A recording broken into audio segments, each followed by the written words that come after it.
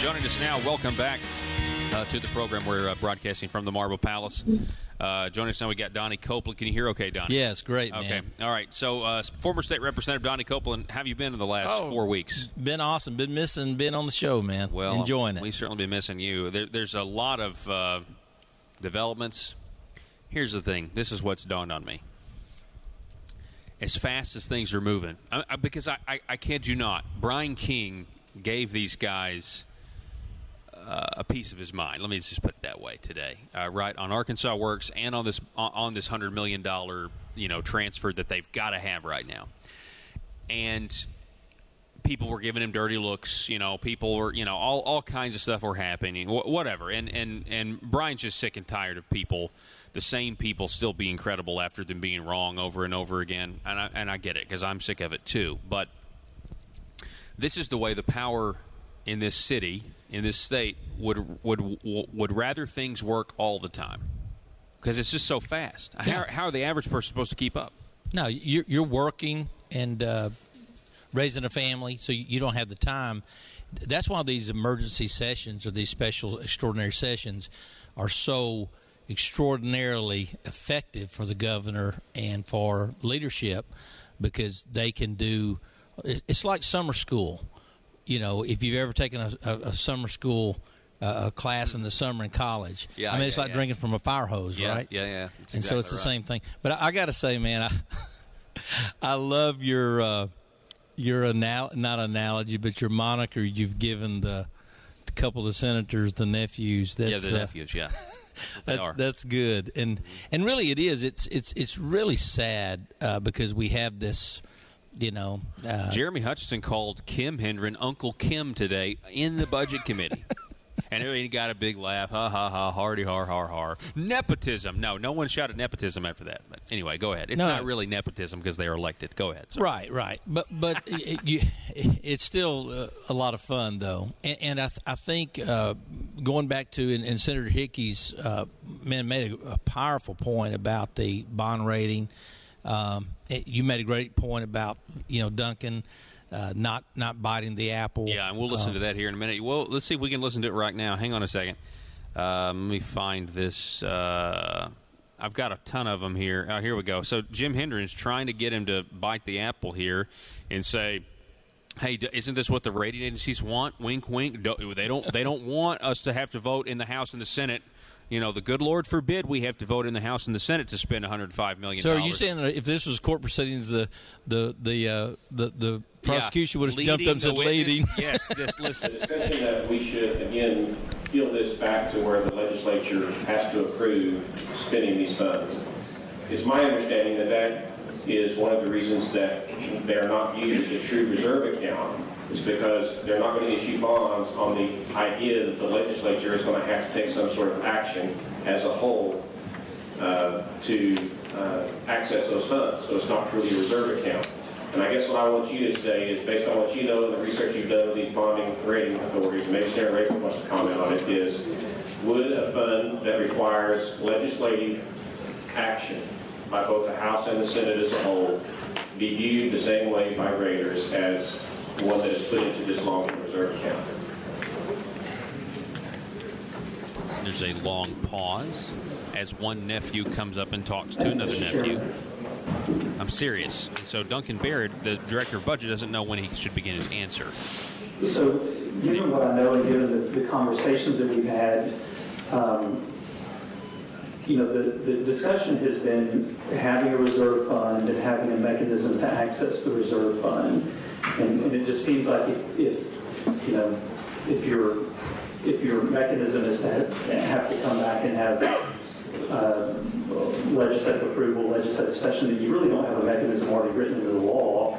You really, in some ways, you might just have a fund balance that then requires future legislative action. So I guess the answer is I don't know specifically, but just based on what I've read, it does appear an important part of that is having a mechanism, either a statutory mechanism or a constitutional mechanism that allows access in some way when you need those funds. Just some sort of process is all. I know that right now, I think the ratings agencies, they note that we have various fund balances, but they also have noted that we don't have a long-term reserve. And so, I think the act of moving these funds into a long-term reserve that has a mechanism in our conversations with them has been something that would have a benefit to the So based on the conversations that you had, they would not... He's going to try one more time. Oh, and by the way, I forgot, in the beginning of this morning, in the debate that started at 8 a.m. sharp, they were saying it's not a true long-term reserve fund if you don't give the Arkansas Legislative Council control instead of the full body. That would have a benefit to the So based on the conversations that you had, they would not view something that required legislative to convene and take action the same as they would something in the long-term reserve account when they assess it. The things that I've read indicate that you want He to have won't say yes. You want to have the account, but you also want to have a clearly defined mechanism for accessing that account. And so, to me, that implies that you have that in the law in a way that when you need, you can access those funds throughout the year. Yeah, and so the questioning ended there.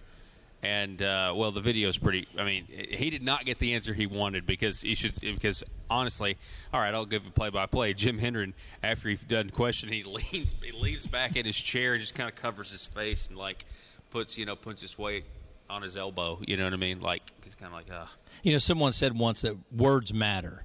And the nephew said, what I'm trying to get you to say. Yeah, quote, he did say that. What I'm trying to get you to say. Now, I've heard that. I've heard that put much more delicately. Did he say what I'm trying to get you to say, or what I want you to say is, or something like that? Let's hear it again. It was at the beginning, right? Yeah. Okay. Yeah. Hang on. Let's do it. And peel this back to where the legislature has to approve spending these funds. It's my understanding that is one of the reasons that they are not viewed as a true reserve account. Is because they're not going to issue bonds on the idea that the legislature is going to have to take some sort of action as a whole to access those funds. So it's not truly a reserve account. And I guess what I want you to say is, based on what you know and the research you've done. There it is, and I guess what I want you to say. What I want you to say. Yeah, there it is. I called you. I wanted to make sure we got that right, Donnie. Because they're listening. This will get back to him. And so we want to make sure. Yeah, because I said what I want to get you to say. Yeah. But that is same thing. Yeah, no, that's so different. What I want you to say is, and you won't say it. I want you to say it. I'm going to try it again. Yeah, Let me but say what it again. they would say is like, I can't believe you did that. Like they would come out and be like, that's a false statement that you just made. I have a little deal I do on Twitter. It's called Twitter Translator. And so when somebody says something, what they really meant was, and he says, I want you to say, what he's saying is, look, I've tried, and I'm trying to get you to say this, and you're too smart to say it because you don't want to put yourself out there. Back to this whole power narrative. The powerful people, they want this fast pace. This is why it didn't happen in a regular session, because people would have had more time to alert the public as to what this is, what the governor's doing. It's a fast pace. It's a special session. If you have a guy like Senator Brian King or others who go to the floor and talk for an hour like he did about Arkansas Works or others, people look at him negative, number one, if they disagree with him on substance, but number two, it's like, oh, okay, well, you're going to make my day harder now because we're supposed to be adjourned by tomorrow at noon. And so now we're going to have to meet in the afternoon again, and there's that whole mentality that comes with this as well. It's going to take us 2 afternoons to blow $105 million. Right. But I'm just saying that's why this thing, like, they want the power structure to operate the way it's working. Answer this. What I want you to say, Paul, is this.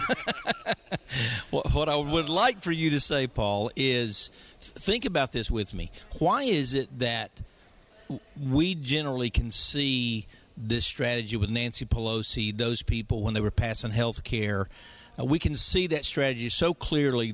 We got to pass it before, so we'll know what's in it. We got to hurry up. It's at midnight. We can see that strategy so clearly.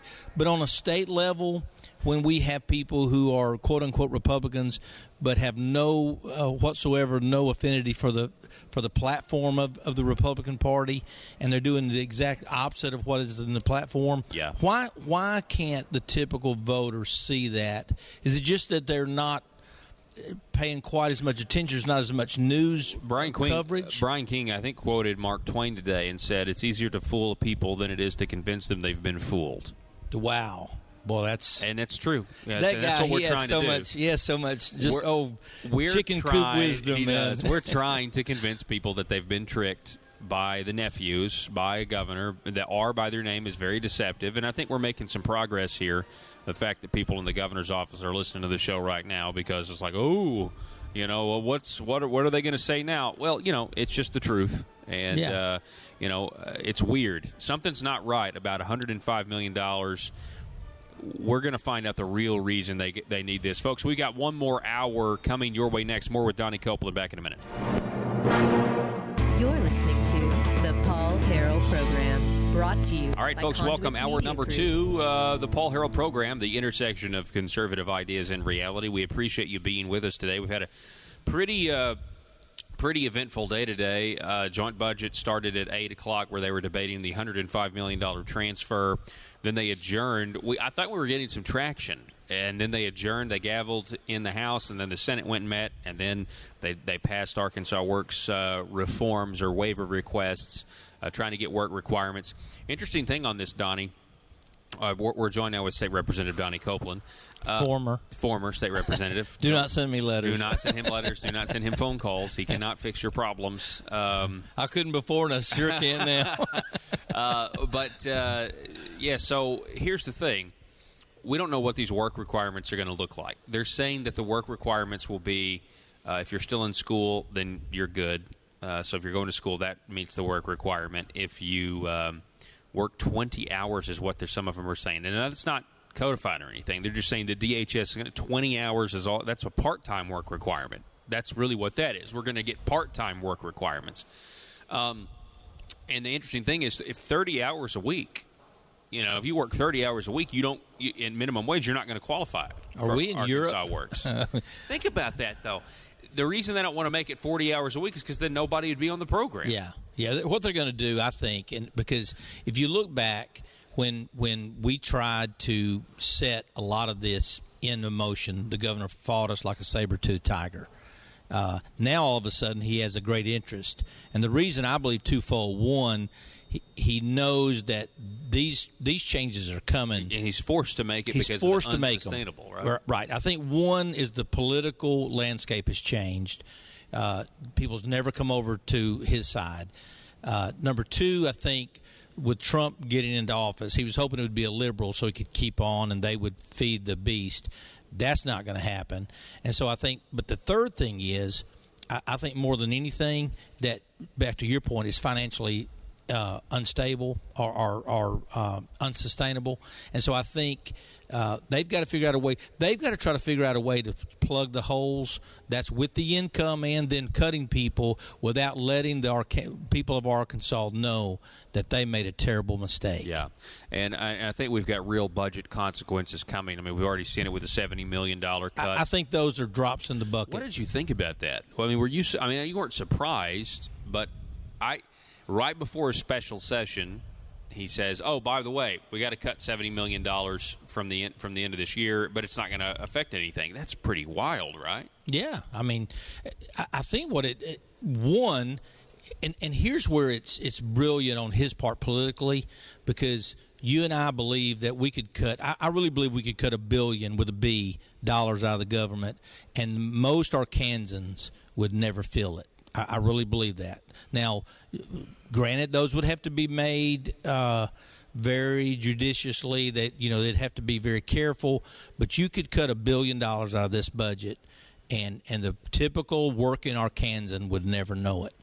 And I would even make the case you could make it better for people who have severely disabled children. Yeah, who are really in need. And if we turned our focus on the people who are really in need, our seniors and children and people that are severely handicapped or challenged, and got people who just don't want to work, and we turned that whole thing on its head, it'd be unbelievable the amount of money that we could save. Yeah. So what he does, he cuts $70 million, which is, is like one of our listeners cutting $5 out of their budget. Do you remember when he couldn't cut the $13 million for the military retiree tax cut? Oh, yeah. We had to pay for it. We had to increase taxes somewhere else. Because we didn't have. And yet, when he's forced Well, that's to, a great point. He'll cut $70 million like it's nothing. And if you remember back, even when Governor Beebe was in office, we cut a couple of hundred. I think it was $100 million out of a program. And it was like it was through a tax cut, and it was like, well, the sky's falling. You know, we're going to have people dying in the streets, and of course that didn't happen. That's what they want you to think. Yeah. But man, I've talked to the head of some of the major agencies, and they said, man, you could go across. You could cut 20% and let us have a voice in the cut, so because we know where to cut, but we could cut $1 billion out of this budget. And what do you think about the fact that we don't have a surplus right now? I mean, there was talk that we were going to have one, but now we're not going to have one. We still increase spending by $165 million next year. This fiscal year that's going to start in a couple months.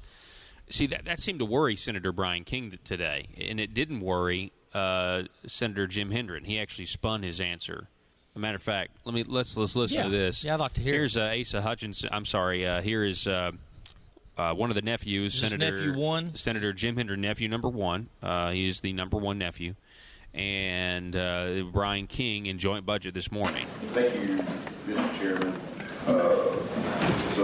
Like I said before, I'm all for doing the bond rating and trying to help out and have some type of access. I just disagree with the path. And what's funny is, or strange, that this last General Assembly, we just got out of a regular session and this wasn't jumped up. I'd like to know what's got the rocks so hot, the frogs now got to jump off of it within the last couple of months. But when you ran Senate Bill 755, did that transfer it to the long-term reserve fund? Dr. Me? Yes, sir. No. Why didn't you do it then? Well, the fact is, between now and then, I asked for more information as this began to have discussion. As the governor said in his address, there was discussion about then transferring some of it to the rainy day fund, and several of us said, no, if we're going to transfer those funds, that entire $100 million needs to go into long-term reserve, particularly once it was determined that it could save significant money. And the budget discussions I had yesterday with the DFA people that basically said, and I hope not, I hope we wind up with something, but said that we were looking at no surplus. I mean, that is concerning, isn't it? I mean, in economic times, if we had $3 or $4 million surplus right now, I don't know, this red flag is much. So, does it not concern you that we have looking at a zero surplus? No surplus, I guess that's just something. So, are you arguing we should be taxing people more? No, I just. Can you believe he said that? That's Jim Hendren. That's big nephew, right? That's nephew number one. He's defending Asa because if nephew number one, the majority leader, they're saying the guy who's going to be the next president pro temp of the Senate, if he says it is concerning that we don't have a surplus at all, he turns it back on Senator King and says, "So you're advocating for more taxes?" That's as cheap. No, yeah. I'm not advocating for more taxes. Way to just distract. Yeah, that is really deplorable. It lacks decorum because it's so disingenuous, to be quite honest. It's exactly right. Really Everybody knows. So intellectually dishonest. Brian King is not advocating for it. Everyone in that room knew that. Jim Hendren knows that. Everybody knows that. Every Democrat in that room knows. This is the one guy who is not for raising your taxes. But let's be fair. Big nephew or nephew number one, that is a tactic that he uses. Cheap shots is his forte, because if you'll look. Before, what he used on Linda Collins Smith was the military. So you're against the military. So you want tax increases. So it's kind of like, flamethrower. It's not 1 to 10. Yeah. It's 10 right off the bat. I think he does see it as a blood sport, and maybe he thinks, I don't know. Maybe he thinks that all of my points are just cheap shots. I don't think they are. I'm sure. I guess he doesn't think his are. But I just want to operate on. I want to debate the ideas and the facts. And to your defense, that's what I want to do. Yeah, to your defense, and really everyone that I'm aware of, at least the people that we run with and in our circles, I've never brought up a personal issue. I've never brought up anything personal with the governor, with the nephews. Except that they're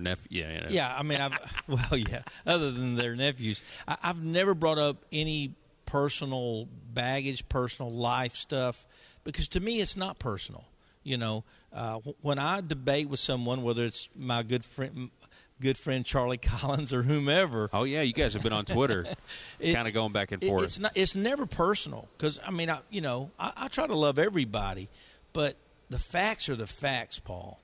And here's Brian King, and they've set us up for this. Asking a really simple question, by the way, just like, how do you feel about not having a surplus? Just be honest about it. Are you concerned about it?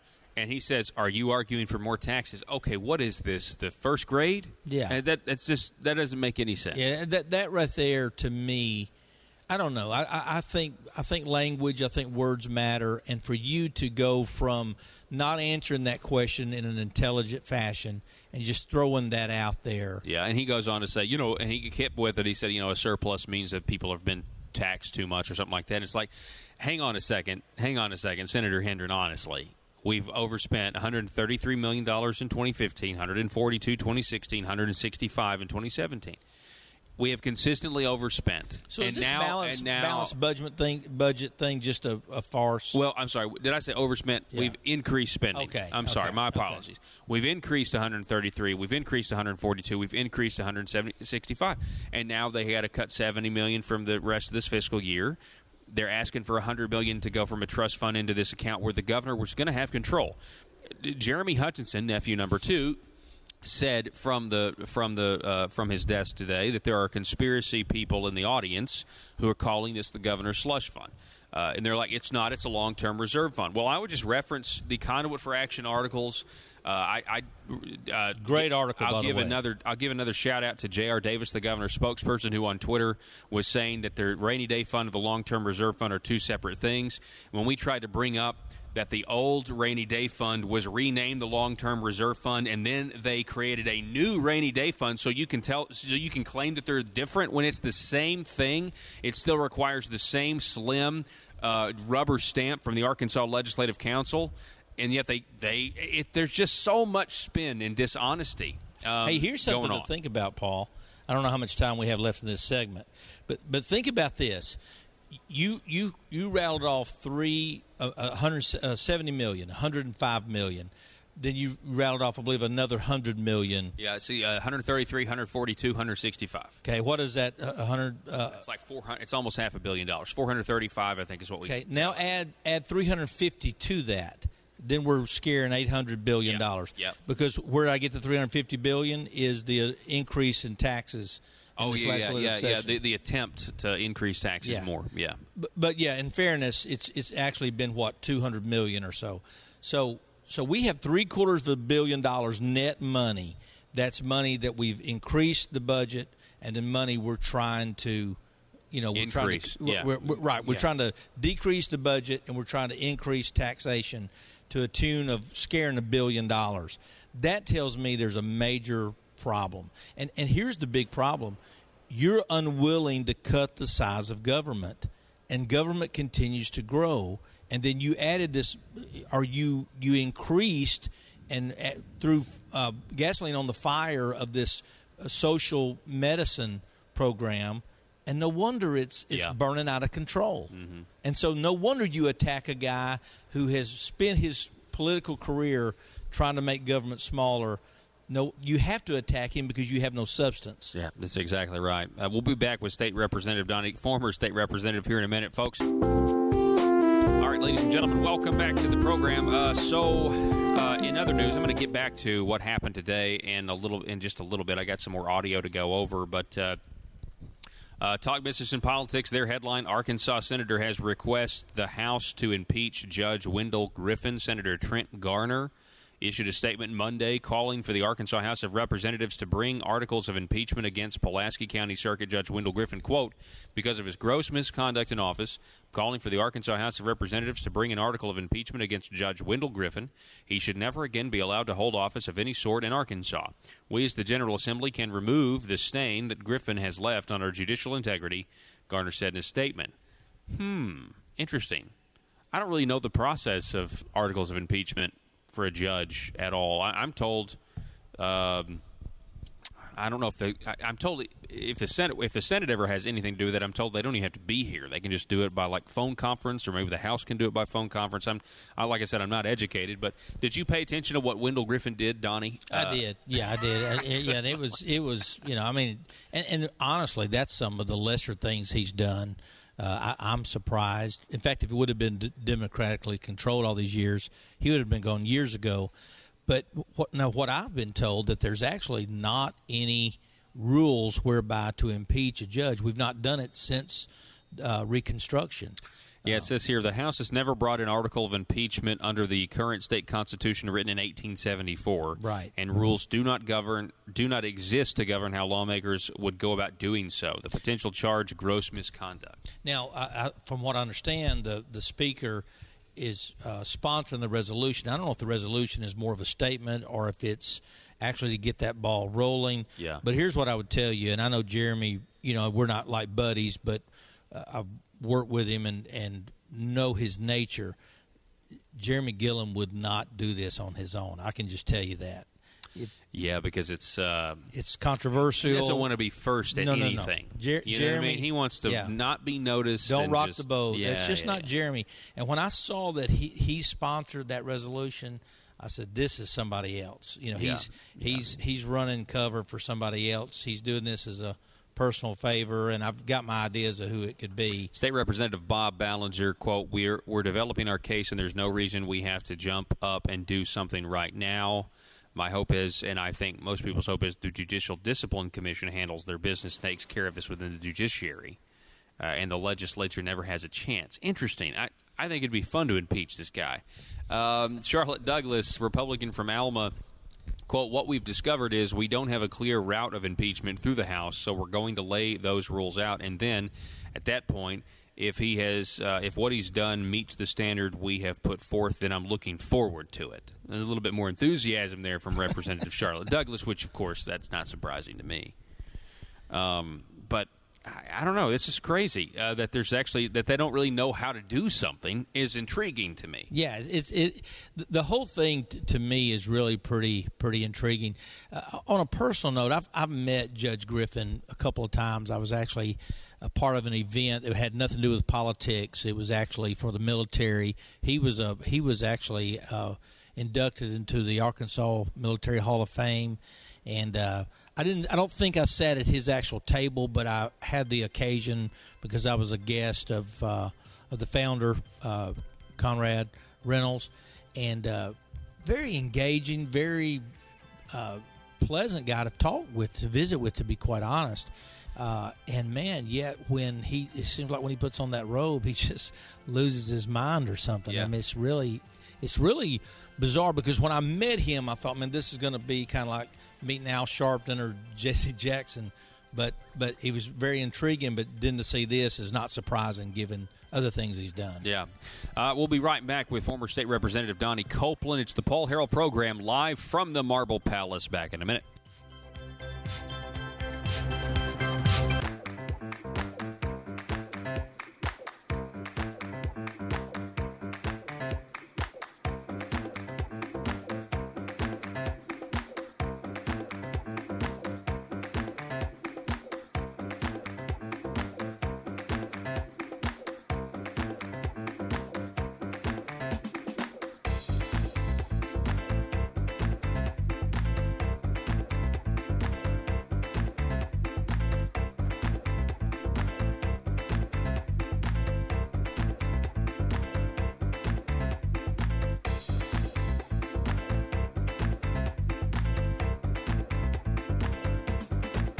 All right, folks. Hey, welcome back from the Marble Palace. It is the Paul Harrell Program. Thank you so much for being with us. We're here with former State Representative Donnie Copeland. Hey, great to be here, Paul. All right. I'm going to start, kind of bring us back into what we talked a little bit about last hour, which is the ASA and the governor and, the establishment, the non-platforms. They want to transfer $105 million into the long-term reserve fund because they say it's going to help our credit rating they're going to boost our bonds or whatever. Now, one thing we haven't talked about is, does the governor really need this to keep our current credit rating where it is? If we just cut $70 million from the – I just got a feeling. And according to Senator Hickey's testimony, the moves that they're going to make is not going to increase it from a 2 to 1.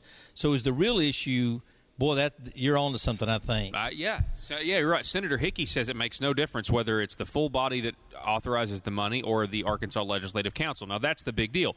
Alan Clark, Senator Hickey already got him to admit that it doesn't matter, that the rating agencies are not going to matter. They blew up this false narrative by the non-platform Republicans that, if we go the Arkansas Legislative Council, which is smaller, which has less people, easier to control, more of a rubber stamp on whatever the governor wants to do, has power when no one else has power, versus having to get everybody down here with the full 135 body, that there's a whole full 135-member body, that it doesn't matter, doesn't make a difference. He already got it to admit. Senator Alan Clark, who was on the show earlier, he exposed it as well in committee. Senator Raper did make a good point when he said that a lot of this was about trust, and I really want to trust, but you learn to watch when your colleagues are parsing their words and not answering questions with yes or no.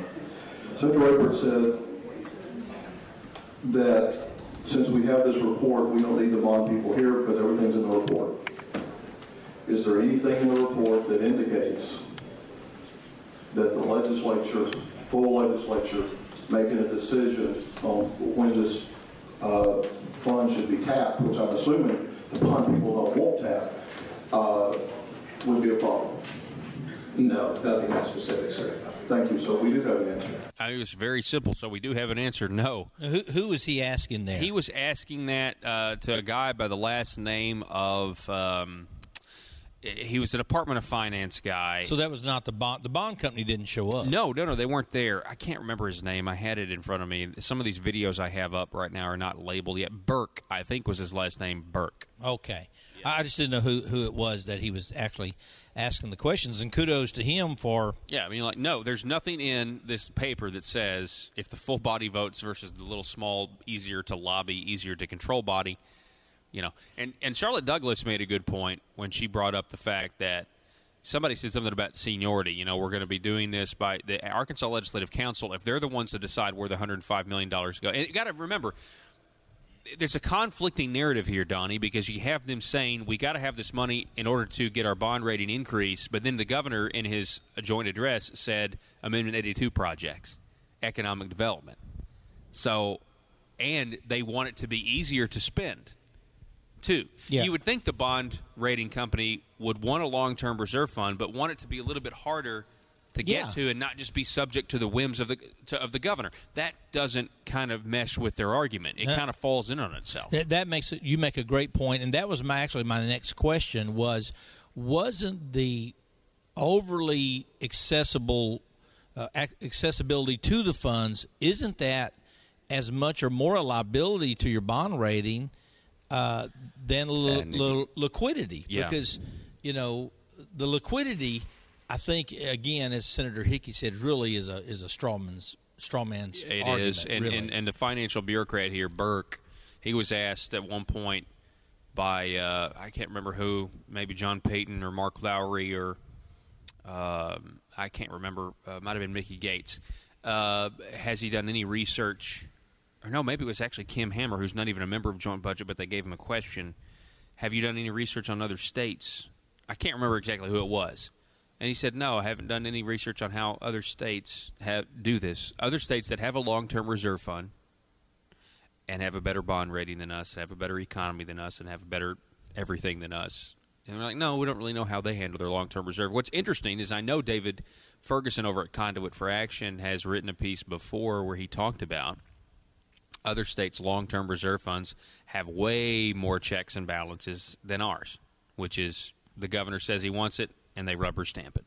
Yeah, I could just tell you, just having, from time to time having the oversight of, hundreds of thousands of dollars in my private life, not personal funds, let me say. I'm talking about responsibility, the fiduciary responsibility.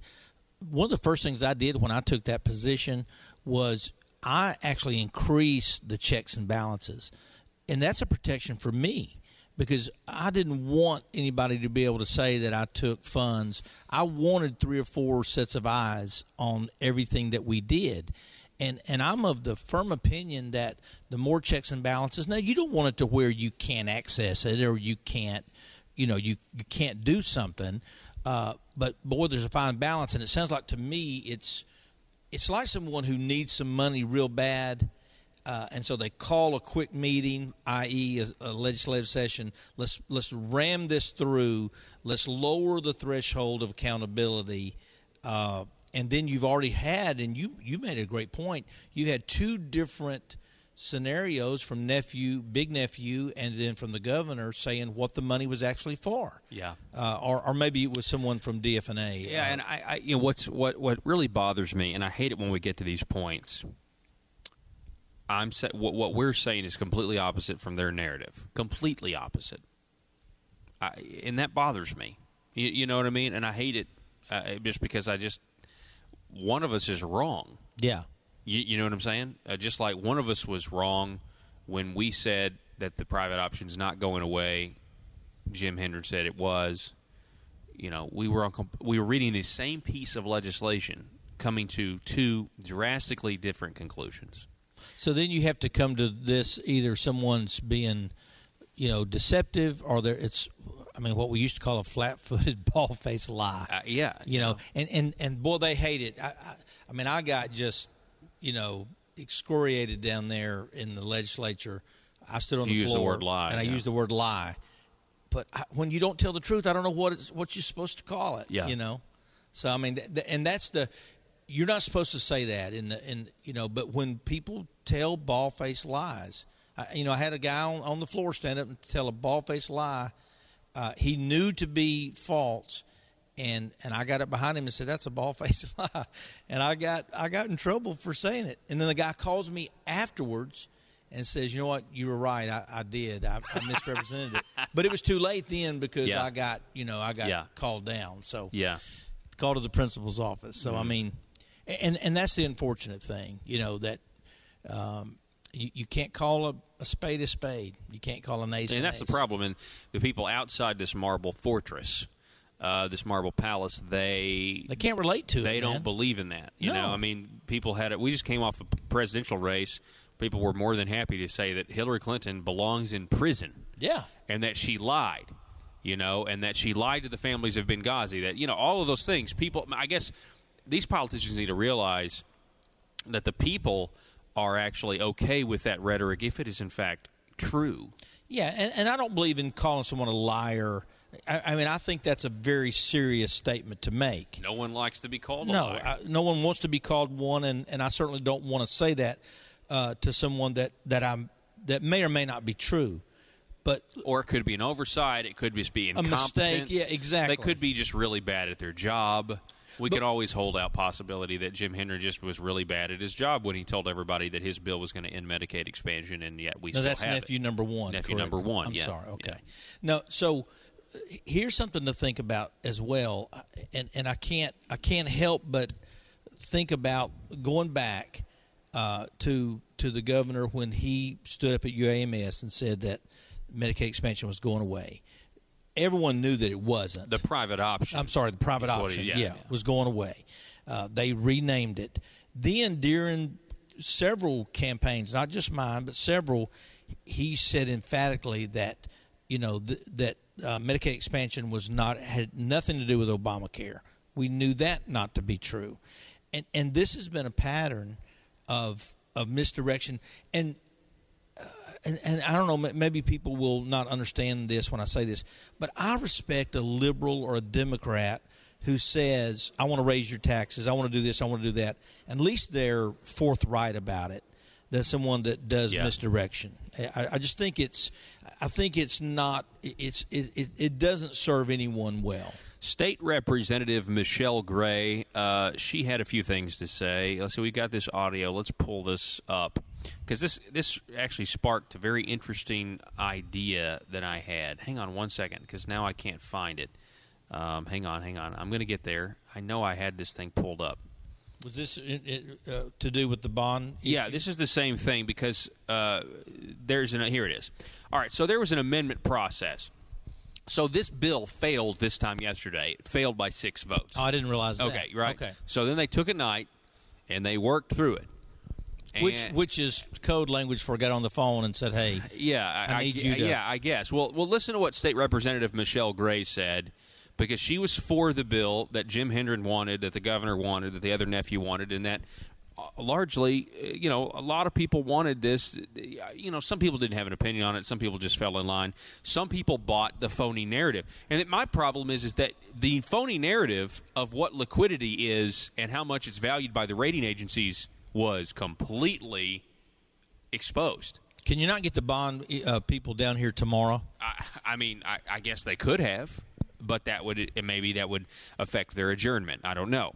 But so here's what State Representative Michelle Gray said this morning. The governor and Senator Hendren, Representative Jett, and Senator Teague for working with me and several of my colleagues yesterday and into the night to come up with this amendment that was addressed, I think, a lot of our concerns with the increase in the threshold. And then also, I know Senator Hendren, I feel like he downplayed the change in the language of may to shall. I feel that changing that language makes sure that the principle of that trust fund is essentially held intact from budget year to budget year. So that was okay. So there was an amendment added to the bill, Hendren's amendment. It didn't change any of our big issues, right? It changed. Hey, if they put the $105 million in there, they got to make sure. I believe what I've read, whatever they spend out of it, they got to replenish the principal. They got to make sure. I guess there's always $105 million in there, or more. I don't. That's the way I interpret that, right? Yeah. Which who cares? I was going to say that I don't think that's even the issue. That's my point. So I came up with this list. Okay, that was State Representative Michelle Gray. And while that may be a noble goal, we want to make sure this is all about the bonds or the bond rating. By the way, this is really about if our bond rating is higher, we can do more Amendment 82 projects and have a lower interest rate. We can go into more debt that's what this is about. That's the issue here. So making sure we always have the same amount of money in is not really as fiscally conservative as it sounds. It's more about we can go into more debt. Yeah. That's the truth, folks. I don't know how to – I'm sorry that everything has a double meaning and everything's not what it seems, but that's really – I'm not saying State Representative Michelle Gray knows that. I'm just saying this is State Representative Michelle Gray. She worked on this amendment because apparently it's a big issue to her. So I wrote a list, Donnie. How do you deal with conservative opposition? Okay, let's say you have real conservative opposition, which you did. You had the conservatives that voted against this yesterday. You had the Democrats that voted with them. But you had opposition that was preventing the nephews and the governor from getting what they wanted. The non-platform, the honorary nephew, Charlie Collins, the non-platform establishment Republicans. You had opposition. So what do? Number one, this is their playbook. Number one, find a few folks who are loyal. Okay, all right. So whoever those people are, you find them. Mm-hmm. These are loyal people. Number two, you work on an amendment that does not change the biggest problem with the bill. Number three, you designate a spokesman to report on the hard work of amending the bill, which I think we just heard. Number four, you talk about compromise and how you made the bill better. And number five, and this is the most important one, number one, ignore all other aspects of the bill that stink. Man, that's powerful stuff. Hey, here's a great analogy. As you were giving that list, and I think our listeners can really relate to this. Let's say someone tells you that you can lower your homeowner's insurance by putting in a certain camera on the outside of your home, okay? And so you're really fighting with your wife. You're fighting with, the homeowner association. Man, we need to get everybody to get a camera. And then you find out that the camera does not really lower your homeowner's insurance at all. And so now what you have to do is you have to distract and start this whole scenario But the real issue here is not keeping the principle. The real issue is not shall or will or one word. The real issue here is, does this raise your bond rating? And until you can answer that question, anybody that would vote for this and lower accountability, lower the checks and balances, and not know that answer, to me is severely irresponsible. Yeah, and they even admitted, well, we don't have a guarantee that if we do this, it's going to increase. But this is the road to having a AAA credit rating, and we haven't had one of those since 1930 something when the state went bankrupt. But again, the real question is, and Brian King asked Duncan Baird and I think this Burke guy on record, does this have anything to do with maintaining our current credit rating? And they said, no, not that we know of. No, it doesn't. But that's really, I hope, honestly, I hope that's not the case, as much as there'd be a lot of political victory laps on this program, or not even victory laps, because what victory is it if that were to happen, actually? There'd be a lot of, see, I told you this guy's really not a conservative. That's the kind of victory laps. But it would be tinged with sadness, right, really, exactly. for our state. I don't want that to happen, but the way these guys operate down here is they are not telling us the truth as to why they want the $105 million. That much I am certain of. Yes, and I think the gauntlet to throw down is, if what you're saying, Nephew 1 and Nephew 2, and specifically Nephew 1, if Nephew 1 is telling the truth, if he's been totally, and if what Michelle Gray is saying is true, get the bond people down here and let them guarantee that if you do this, it will take you from 2 to 1. Yeah, and they weren't here, which probably means that their argument wouldn't have been strengthened if they would have been here, which means that this is carefully crafted language that really was exposed in a day of debate. Can you imagine if we had a week of this? Oh, yeah, and that's why they don't want a week. Exactly. Now, hey, here's another thing to think about is take a step back and look at the bigger picture even than the bond issue. Why are you trying, and I think you alluded to this, why are you trying to increase your bond rating or at least salvage your bond rating so you can borrow more money, right? Yeah. But I thought we were supposed to be this. Okay, finish that. Dave Ramsey, I love Dave Ramsey. A lot of your listeners listen to him. Dave Ramsey says, listen, having a great credit rating is overrated because, all that means is you can get in more debt. Yeah, that's a good point, Donnie. So let's just pay cash for what we get, and you wouldn't be in this mess if you wouldn't have given free health care to people who will not work, and now you've got the payday is here and you're scrambling. That's the bottom line. Yeah, if in fact we needed this $105 million to keep our current credit rating and outlook when things are looking kind of bad, we don't have the revenue coming in, we have a spending problem because we overspend, that would not gel very well with their narrative that Arkansas is great, our economy is great, we have this 3.6% unemployment rate, which, by the way, at this point, I'm not really willing to believe that number anymore. I mean, I'm just more and more skeptical when I see that we've got 1 million people are on Medicaid in Arkansas. What kind of if there is a 3.6% unemployment rate, what kind of jobs are these? Did somebody build 1,000 McDonald's somewhere that I don't know about?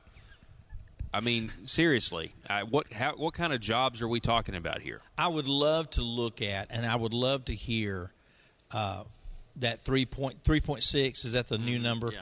I'd love it's all to look roses, at. That's what they say. I'd love to look at that and see what is the guts of that 3.6 unemployment rate rating. Here's another thing: if we're at 3.6, that is essentially full employment. I mean, because 10% of your population can't work, correct? Yeah. You have children, you have disabled people, you have seniors that are retirement age. So if we're at 3.6, why are we giving hundreds of millions of dollars to new companies to come in and everybody's fully employed? Yeah, and the answer is we're not creating new jobs when that happens. Where are those jobs coming from? They're just going to get stolen away from other companies. So we're going to take them from people who started businesses in Arkansas and give them to a company from China. That's and we're exactly going to pay right. them to do it. Former State Representative Donnie Copeland. Folks, we got to take a break. Back in a minute.